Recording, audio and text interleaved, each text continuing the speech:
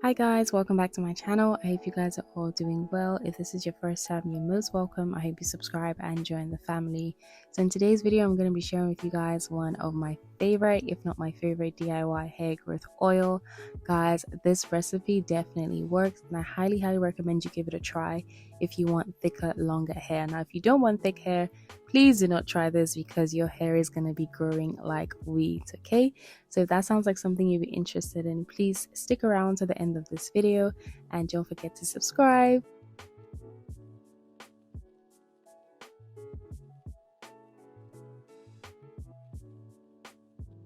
So the first ingredient you'll be needing is this herbal hair oil mix. I got this off of Amazon.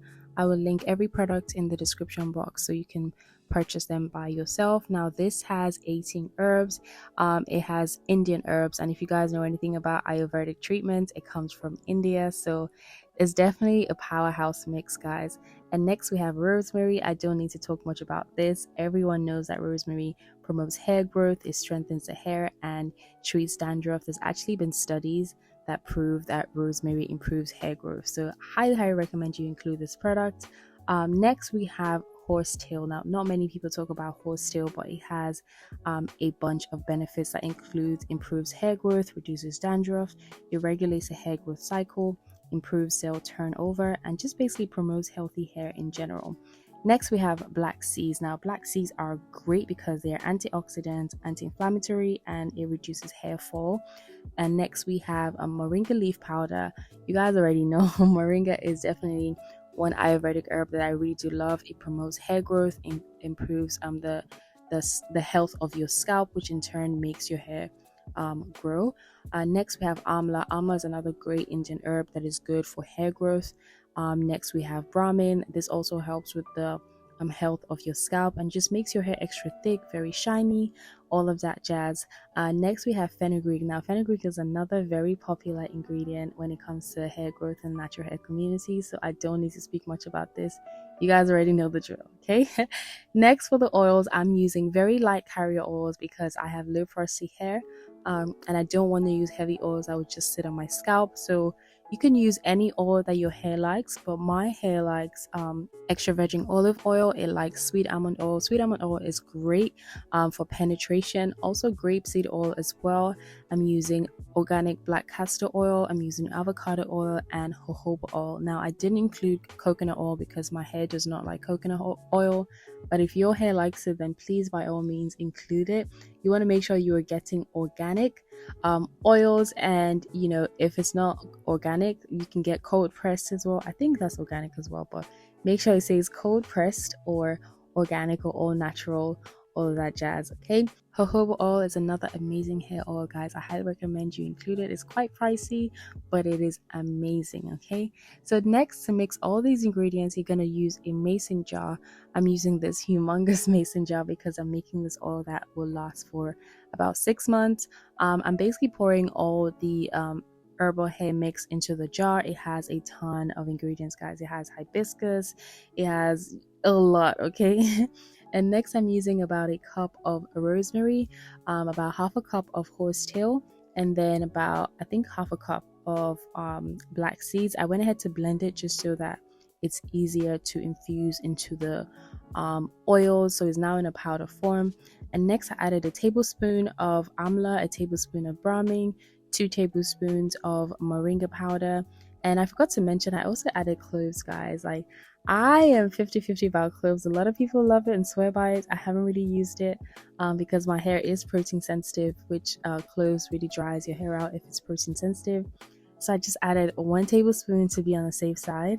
And then for my oils, I basically added about a cup of each carrier oil minus castor oil. Now, castor oil is way thicker than every other oil, and like I mentioned, I have low porosity hair, so I didn't want to include a lot of castor oil, so I added half a cup of castor oil and a cup of every other oil.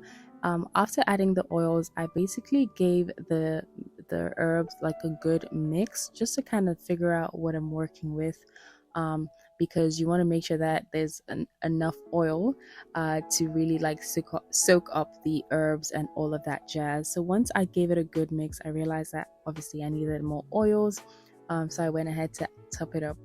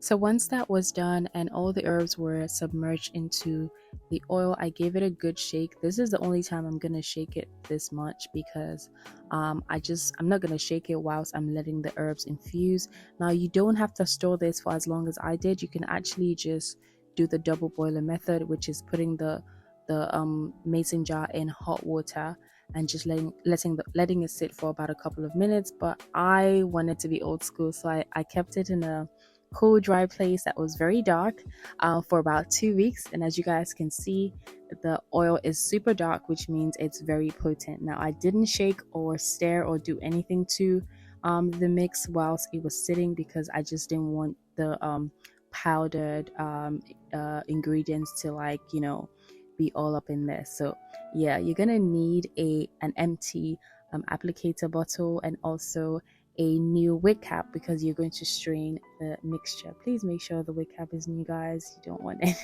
any old wig cap. So yeah, this is me basically just pouring out the right amount that would fit in my little oil applicator bottle.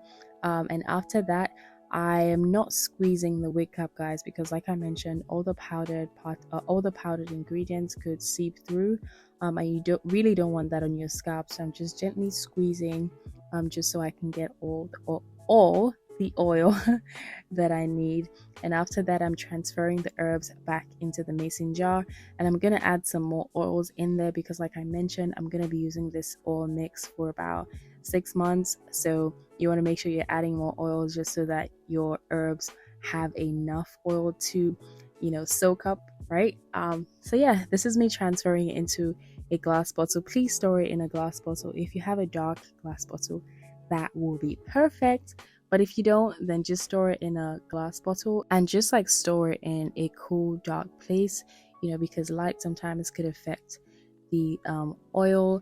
So yeah, I'm basically going to show you guys how I use the oil. The first thing I do, of course, is to moisturize my scalp, and I'm using my DIY rosemary water. The video of how I made it should be up. I don't know what order I'm going to post this video. If it's up, then definitely check the description box. I would include that there.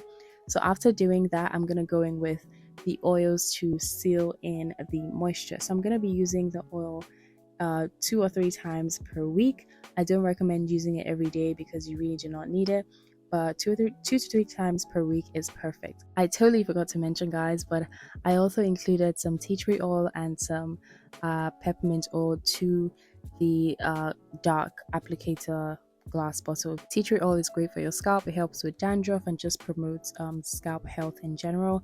And peppermint oil as well stimulates hair growth. So they are essential oils. I don't recommend using a lot of them, just a few drops and you are good to go. So yeah, guys, that is basically it. I hope you enjoyed this video. Please don't forget to like, share, comment and subscribe.